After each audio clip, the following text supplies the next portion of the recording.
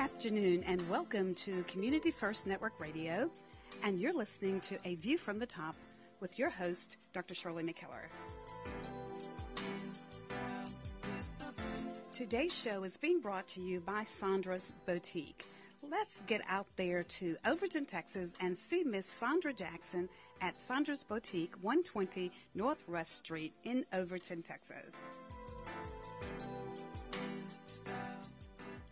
We want to say congratulations to actress, singer Miss Verlinda Stanton and Duchess Miss Stephanie Brown of White House for representing our community so beautifully in the Rose Festival Parade this past Saturday.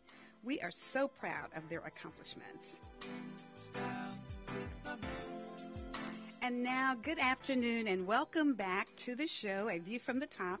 We're so delighted, as always, to be with you, and welcome to our sidekick, Miss Vicki Britton. Hello, everyone. Thank you, Vicki. And I must say, Vicki looks fabulous in her Western blue jean attire today. She is just representing East Texas so well. Thank you. Thank yes. you. Okay, now let's get on over to our show. Let's see, Dr. Gates, are you there? Yes, I am. Okay, welcome back, Dr. Gates. It's always a pleasure to have you from the sunny side of California. How's the weather out there, Dr. Gates? Oh, it's beautiful. Okay, well, we got about 65 degrees, so we can say it's beautiful in the piney woods of East Texas as well. Okay, now today we're going to be taking a look at some vital parts of Black history, and we're so honored and so delighted to have among us today Dr. Liz Johnson of Nashville, Tennessee. Dr. Johnson, are you there? I am. Thank you. Thank you, Dr. Johnson, and welcome to A View from the Top. And we're so delighted to have your voice coming into us from Nashville, Tennessee, to all of the great constituents of East Texas. And so we're going to kick the show off and talk a little bit about pioneers and Black history. And because we always say that Black history is 365 days a year. So let's take a look at a couple of eras, Dr. Gates and Dr. Johnson and Miss Vicki. Let's look at first the two early eras of what I would call the American Civil Rights Movement, which began, I guess, around 1896 to 1954. And then we went on to what I call our era right now, or the era that started from 55 into 1968. And there was voter rights and economics and political self-sufficiency. There was nonviolence protest. And, of course, we all love and knew Dr. Martin Luther King, who was into the nonviolent movement. And there we saw boycotts, and we saw sit-in demonstrations, marches, and then, of course, we all remember Malcolm X, and then we remember the Little Rock Nine movement down in at Central High School there in Little Rock, Arkansas, and then Rosa Parks and the Montgomery movement, and it just goes on, even bringing us up to where I was last Sunday, and that was down in Jasper, Texas, where we all remember the dragging of Mr. James Byrd. So, however, today we're going to focus on one of the pioneers of the first graduate of Texas Women's University in Denton, Texas, 50 years ago, and that is Dr. Liz Johnson. Dr. Johnson graduated from the College of Nursing, and she actually paved the way for me because that was my school as well. So, Dr. Johnson, we welcome you to the show, and we're so proud of the accomplishments that you've made. I just want you first to begin by giving us just a little brief introduction. You can tell us what year you graduated and what you've done a little bit in your career, and then we're going to move on. Okay, thank you for having me. I graduated in 1966 from Texas Women's University, and shortly after graduating, I always knew I wanted to be a nurse leader. Yes, ma'am. So I started outlining management books on my own, and then went through a career and finished up my PhD at the Wharton School of Finance, University of Pennsylvania, and I've been a chief nurse and hospital administrator after being a surgical nurse and school nurse. So, anyway. Excellent, excellent. So you've had a wide range of experiences in your career. And I say this all the time, Dr. Johnson, that if you have a degree in nursing, you can almost do whatever it is that you want to do. It's just the sky's the limit. Dr. Gates, you want to say anything, any congratulatory remarks or anything to Dr. Johnson before we move forward? Of course. We always congratulate the persons that you see on television. As I was a young person, looking at television during the civil rights movements, I was very proud of those that had the courage to exercise nonviolence. Yes. It wasn't until I became a Christian that I fully began to understand Dr. King's movement, because when I was a young boy, I wasn't in the nonviolence movement. I was more toward the Malcolm X movement.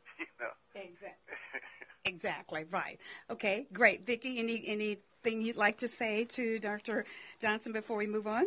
I would like to tell you, thank you, Dr. Johnson. It's always a pleasure being around a woman of excellence. I'm happy to be around the winner. Thank you. You're welcome. Yes. Now, Dr. Johnson, we're going to get on and talk a little bit about your experience and the things that happened to you. Now, most of us were living during the time that Dr. Johnson was enrolled into Texas Women's University, and we know that it had to be a little bit uncomfortable to be the first. 50 years or so ago, Dr. Johnson did not succumb to the distractions that were all around her. She had a goal in front of her, and she refused to be oppressed, obviously, and she recognized the importance of education. And as we know today, education is still the key. So just share with us, Dr. Johnson, because we obviously know with all the different movements that were going on outside of the classroom that you had to experience something. So did you experience any discrimination as an unwelcome student there, any like subtle or facial or bias, any terminology, or just the typical stereotypes that sometimes that people may get? Did you experience any of that? Yes, there's a short answer to that, which is yes, discrimination was there in many forms, but I made a conscious decision not to participate in it as much as I could. Okay. Now, the long answer is something that only if we have enough time, but I could just summarize it and say that TWU was a means to an end for me. Okay. I had taken care of an elderly couple in my neighborhood, across the street from me, and went in and out of Parkland Hospital with them during my high school years. And I, being a teenager, assumed that I knew how to redesign healthcare. Okay. So I made a mission to redesign healthcare systems so that they were more compassionate and rational. So when I got to TWU, it was a vehicle of grace, if you will, that would allow me to, it's a platform. It wasn't an end in itself. Sure. And I think the most important thing was that my family and I said to them, treat Liz like you treat everybody else. And that's a very tricky statement when you look at it, because it says we will expect equality, but it put me on notice to bring my A game also. Very good. And I was there to learn what the majority was learning. TWU was the top school in Texas. I had gone to Prairie View, and we were sitting in class all day reading about patient care because Jeff Davis had its own white school of nursing, and those were the students that got the patients. The experience, I'll just say that yes, there was discrimination, but it was more from outside nursing, the medical students that lived there in the residence with on the other side of the steel wall with us. But people outside nursing is a caregiver profession, and I think that tempered some of the things. Now, the students up on the campus were having a worse time than I was. But I think my personality had a lot to do with it. Outstanding. Now, are you a Texan, Dr. Johnson? I am. I'm out of East Texas. My mother's the Mitchells in Mount Pleasant, Oh, my. and we were the Williams out of Caseton, Texas. Sure. Well, then you're at home in with your voice into Texas and East I'm Texas. at home, there. but also we picked cotton. My father died when I was 3 months old, and my Okay. mother was left with me and 7 siblings. Okay. And so we picked cotton in Roy City and Greenville. We Oh, wow. migrated.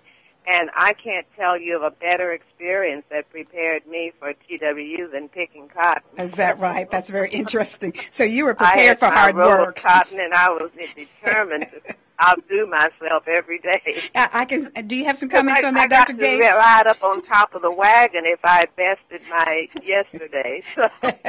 That's very good. Okay. Well, now many students then, Dr. Johnson, from the 60s speak about the treatment that they experience in the classroom.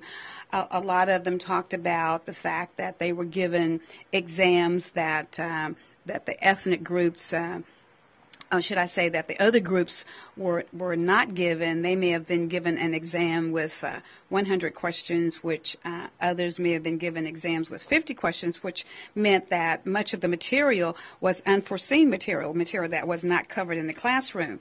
So then my next question, and Dr. Gates, you probably have some experience of this as well. It appears that students rose higher above those roadblocks that were thrown into their way. Did the faculty treat you as an individual, or did it appear that they expected you to fail or to pass academically, in your opinion?